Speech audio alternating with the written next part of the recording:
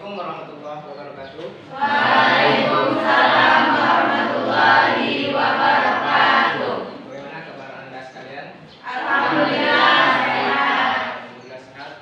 Sebelum kegiatan proses pembelajaran kita dimulai, seperti biasa kita berdoa terlebih dahulu agar Allah memberikan kelancaran dalam diskusi kita pada pagi hari ini. Oke, silahkan ketua kelas pimpin doanya. Doa mulai.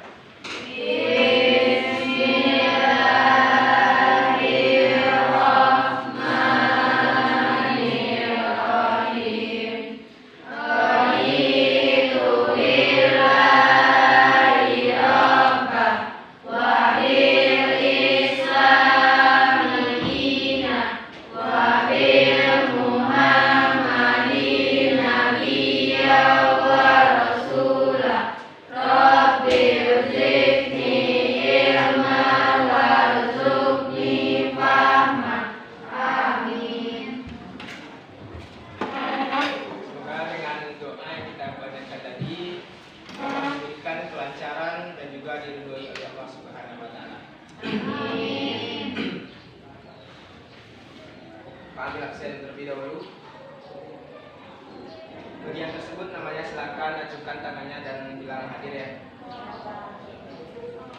Agung Kresnayana.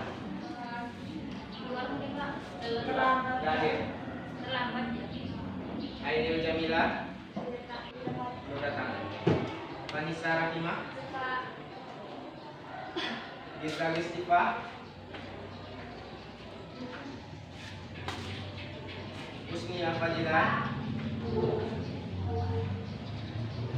Igit, Irsan, Afriandi, Nanda, Abdil, Izin, mana?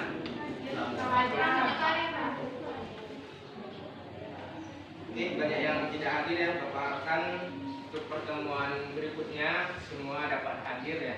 Karena rugi kita kalau kita tidak dapat bergabung dan sama ya, mengikuti kegiatan proses pembelajaran yang kita jalankan untuk mencari keridhaan Allah Subhanahu wa taala. Oke, sedikit mengutip dari hadis riwayat Muslim nomor hadis 2622, bahwasanya barang siapa yang menempuh jalan untuk menuntut ilmu, maka Allah akan mempermudah jalan ke surga. Nah, apa yang dapat kita ambil dari hadis tersebut? Dalam kita sebagai proses atau peserta didik, nah, Allah memberikan kita sebagai penuntut ilmu datang ke sekolah dengan niat innama a'malu binniyat. Niat kita itu menuntut ilmu, maka Allah nantinya akan membalas. Allah akan mempermudah kita untuk menuju surga. Percaya atau tidak? Nah, jadi banggalah kita ya, kita sebagai peserta didik, sebagai siswa dengan niat yang tulus untuk menuntut ilmu, pulang pergi tanpa ada isi yang pulang kita membawa ilmu, dan Allah akan memudahkan kita untuk ke surga. Ya, itu sedikit motivasi buat anda semua. Oke, selanjutnya apakah masih ingat materi minggu lalu kita membahas tentang apa? Pernikahan. Ya. Apa yang masih ingat? Apa saja yang kita bahas? Ada yang bisa? Oke. Kata nikah berasal dari bahasa Arab yang berarti al-jam'u atau bertemu, berkumpul.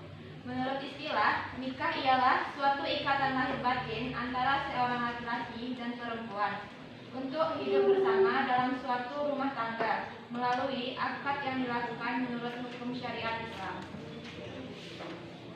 Ada yang lain? Bisa menambahkan? Masih ingat tentang materi kita tentang pernikahan? Rukun nikah ada berapa kemarin? Ada 5. Yang pertama ada calon suami, yang kedua wali, 2 orang, terakhir semuanya itu sudah kita pelajari.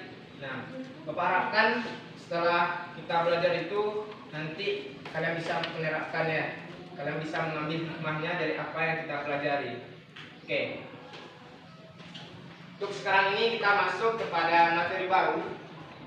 Sebelumnya sudah baca materinya di rumah? Sudah ada yang pernah baca bukunya? Sudah ya. Nah, kita masuk pada materi sejarah, yaitu menganalisis berbagai teori tentang proses masuknya agama Islam dan perkembangan Islam ke Indonesia. Agak asing atau gimana? Pernah mendengarkan? Pernah. Ya. Nah, adapun tujuan pembelajaran kita yang akan Anda capai dari proses atau materi kita pada hari ini, itu yang pertama, kalian atau Anda semua dapat menjelaskan teori-teori tentang proses masuknya agama Islam ke Indonesia. Itu bagaimana teori-teorinya, nanti Anda semua silahkan diskusikan nanti. Jadi di tujuan ini Anda bisa dapat menjelaskan apa teorinya, bagaimana menurut teori ini. Yang kedua, tujuan dari pencapaian pembelajaran, yaitu peserta didik dapat menguraikan isi masing-masing teori masuknya agama Islam ke Indonesia. Dan yang terakhir, peserta didik dapat menganalisis saluran Islamisasi Islam di Indonesia. Ini maksudnya bagaimana proses Islamisasi Indonesia menggunakan strategi apa. Nah, nantinya Anda semua harus mengetahui setelah materi kita tuntaskan pada hari ini. Nah, sampai di sini paham? Paham. Oke. Untuk proses atau berlangsungnya kegiatan pembelajaran kita, Bapak menggunakan model pembelajaran yaitu discovery learning. Apakah sudah mengenali? Belum ya? Sudah. Mungkin sudah pernah kalian terapkan kan, tetapi belum mengetahui apa itu discovery learning ini. Yaitu rangkaian kegiatan. Kalau rangkaian itu sebuah bentuk yang kita atur dalam proses pembelajaran yang mana melibatkan secara maksimal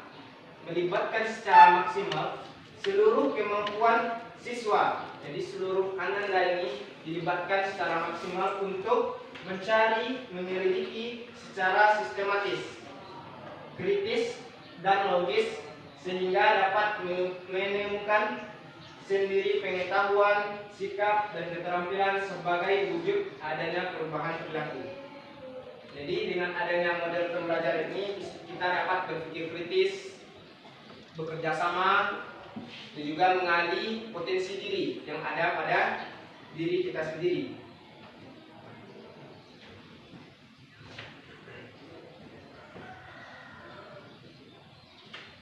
Adapun langkah-langkah dari model pembelajaran discovery learning ini, yang pertama ada stimulus namanya, penyajian bentuk bahan, nanti akan Bapak sebarkan.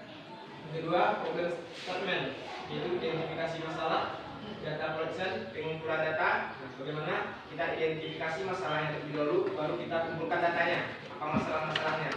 Terus data processing atau pengolahan data. 5. Pembuktian. Dan terakhir baru kita tarik kesimpulannya. Paham dengan langkah-langkah ini? Paham. Harapan nanti waktu diskusi sesuai dengan alur dari langkah-langkah model pembelajaran kita. Oke. Sebenarnya Bapak akan bagi tugas atau kelompok sesuai dengan materi kita. Ini kelompok 1, kelompok 2, kelompok 3, kelompok 4, dan kelompok 5. Dan untuk materinya,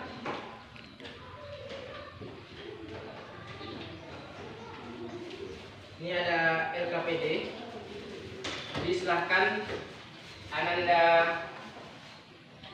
rembukan bersama teman kelompoknya yang ada pertanyaan-pertanyaan ada di LKPD ini.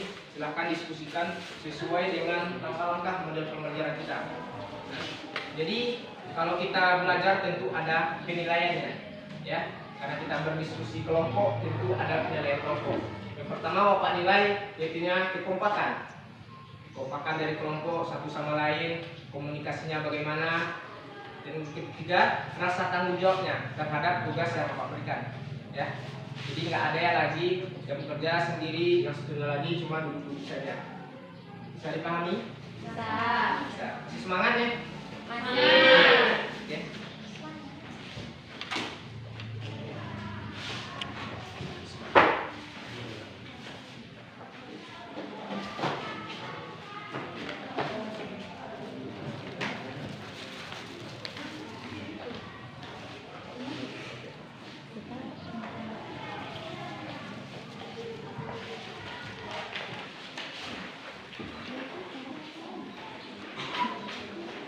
Kalau ada yang tidak dipahami, silakan ditanyakan ke Bapak. Cukup jelas apa yang akan dicari, apa yang akan kita bahas? Paham? Oke, silakan dikerjakan.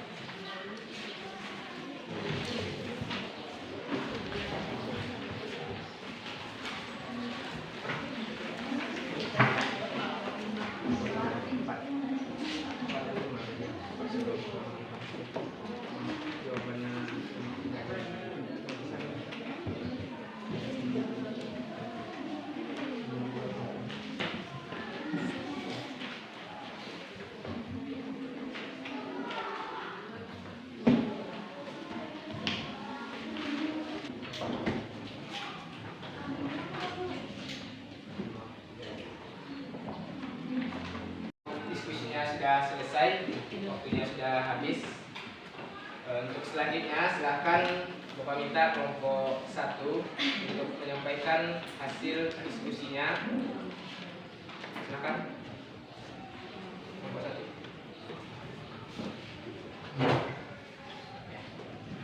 Assalamualaikum warahmatullahi wabarakatuh.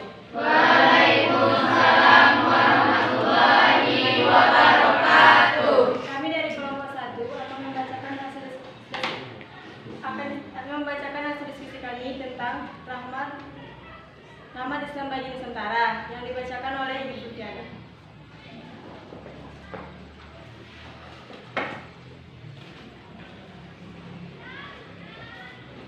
Menganalisis dan mengulas sejarah perkembangan Islam di Indonesia. Para pakar sejarah berbeda pendapat mengenai sejarah masuknya Islam di Nusantara. Setidaknya terdapat 3 teori besar yang dikembangkan oleh Ahmad. Baiklah, selanjutnya akan dibacakan oleh Maulana Hafiz.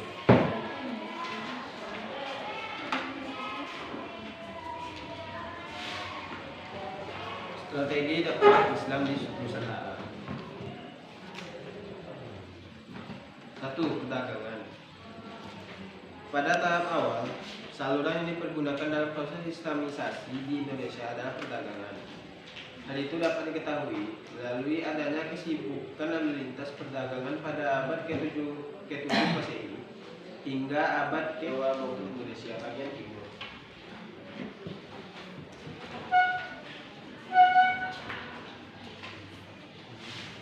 Sekian dari pembacaan tadi, apakah ada yang ingin bertanya?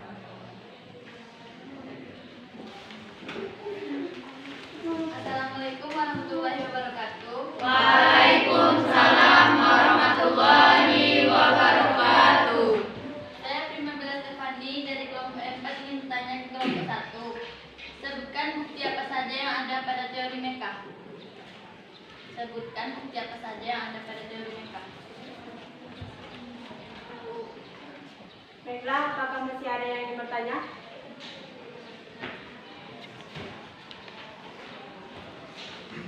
Assalamualaikum warahmatullahi wabarakatuh. Waalaikumsalam warahmatullahi wabarakatuh. Saya Reski Giovanni Lubis ingin bertanya kepada kelompok 1. Strategi apa saja yang bisa kita gunakan dalam era saat sekarang ini dalam penyebaran Islam? Strategi apa saja yang bisa kita gunakan dalam era saat sekarang ini dalam menyebarkan Islam?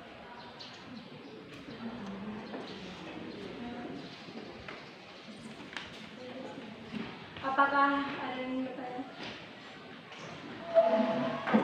Assalamualaikum warahmatullahi wabarakatuh.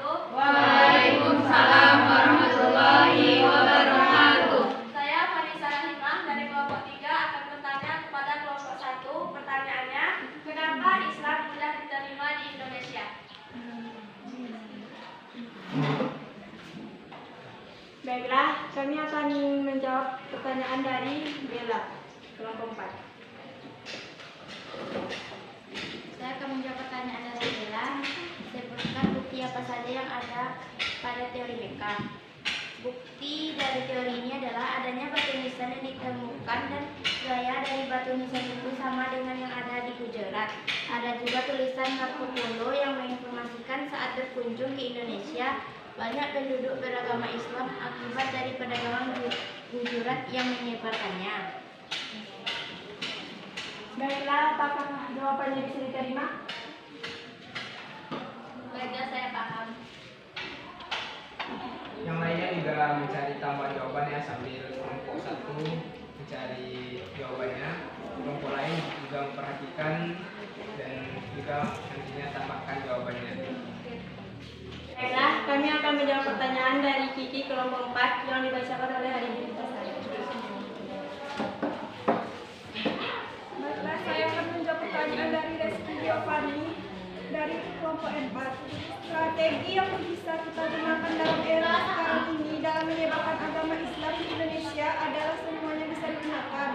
Karena dengan era yang canggih ini, kita bisa mendakwahkan agama Islam melalui media, internet, dan kemajuan pendidikan yang sudah ada di mana-mana. Apakah bisa diterima? Adakah teman-teman yang menambahkan? Assalamualaikum warahmatullahi wabarakatuh. Waalaikumsalam warahmatullahi wabarakatuh. Saya dari kelompok 5 akan menambahkan jawaban dari kelompok 1. Saya setuju dengan pendapat teman kita tadi bahwa dalam penyelenggaraan Islam di era sekarang ini semua strategi bisa digunakan, seperti di politik, di saat kekuasaan di tangan orang-orang Muslim. Nah, di saat itu peran dalam mendakwah Islam bisa kita lakukan dalam menegakkan kalimat la ilaha illallah. Terima kasih sudah menambahkan jawabannya tadi.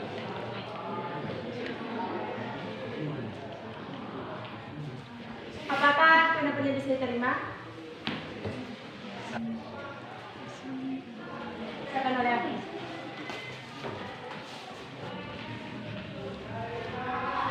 Pertanyaannya adalah kenapa Islam mudah diterima di Indonesia? Jawabannya, munculnya kerajaan Majapahit. Adanya kerajaan Majapahit yang termasuk kerajaan Hindu Buddha terbesar di daerah Nusantara tentunya berpengaruh terhadap penyebaran agama Islam di Nusantara.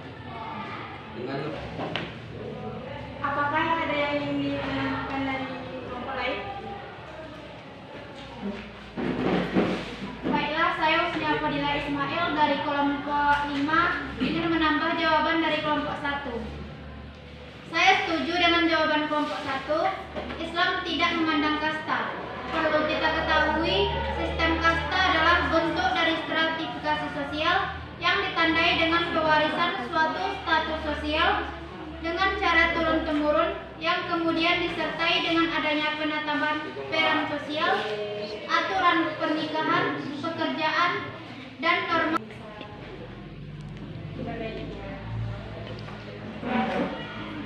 Sekian presentasi kami. Assalamualaikum warahmatullahi wabarakatuh. Waalaikumsalam warahmatullahi wabarakatuh. Alhamdulillah, kita sudah membahas mengenai teori-teori dan strategi perkembangan dakwah Islam di Indonesia yang sudah dipresentasikan oleh kelompok 1 dan juga ada penambahan jawaban dari kelompok 4 dari 5. Sebelumnya kita berikan aplaus untuk kita semua. Oke, silakan dirapikan kursinya terlebih dahulu. Teori pertama ada teori Mekah namanya. Maksudnya Islam datang ke Indonesia itu langsung dari Mekah, ya, melalui jasa perdagangan pada abad ke-7. Ya. Kenapa tadi ada pertanyaan kenapa Islam mudah diterima ya di Indonesia? Padahal dulu ada kerajaan-kerajaan Hindu Buddha yang menguasai Indonesia. Kenapa Islam mudah saja datang dan diterima? Yang pertama adanya faktornya, nah, dorongan kewajiban bagi setiap muslim atau muslimah, khususnya para ulama ya, untuk mendakwahkan Oke. Namun kita ketahui ya, strategi apa yang kita pakai atau dipakai waktu mengislamkan atau islamisasi Islam di Nusantara. Nah, tadi sudah dipaparkan juga oleh kelompok 1. Ada yang pertama perdagangan, jalur perdagangan. Ya. Dari perdagangan kita bisa mendakwahkan Islam ini, kita bisa mengislamkan. Ada tasawuf dan terakhir politik. Politik juga bisa dipakai ya oleh umat Islam dalam menyebarkan dakwah di Indonesia. Maksudnya itu ada di Pulau Sulawesi. Para tokoh-tokoh yang berkuasa itu kan ada rajanya. Oke, silakan kelompok mana yang ingin menyimpulkan materi kita pada hari ini. Silakan yang mau menyimpulkan.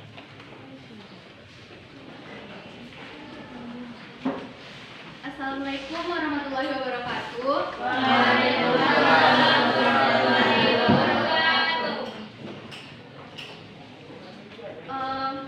Saya akan menyimpulkan hasil pembahasan dari Bapak, yaitu seperti yang kita tahu dari penjelasan Bapak tadi terdapat faktor-faktor penyebab kenapa Islam mudah diterima. Yang salah satunya itu karena Islam tidak memandang kasta. Kemudian dari faktor perkawinan, terus faktor perdagangan dan lain sebagainya. Dan sekian dari saya, terima kasih. Oke, kita berikan aplaus untuk teman.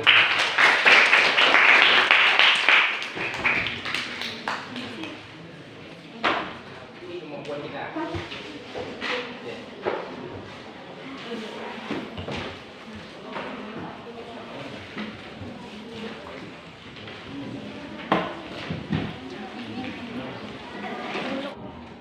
Oke, karena waktunya sudah habis, silahkan dikumpulkan ke depan. Yuk, silahkan dikumpulkan.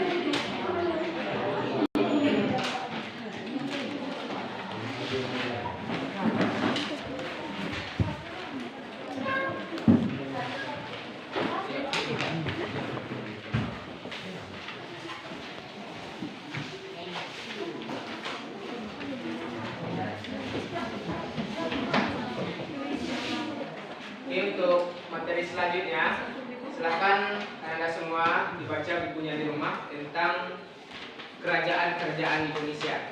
Jadi untuk minggu depan kita akan membahas mengenai kerajaan Indonesia. Nah, sebelum itu silahkan dibaca-baca bukunya, ambil kesimpulan apa yang Anda baca di rumah itu. Minggu depan kita akan melanjutkan diskusi kita.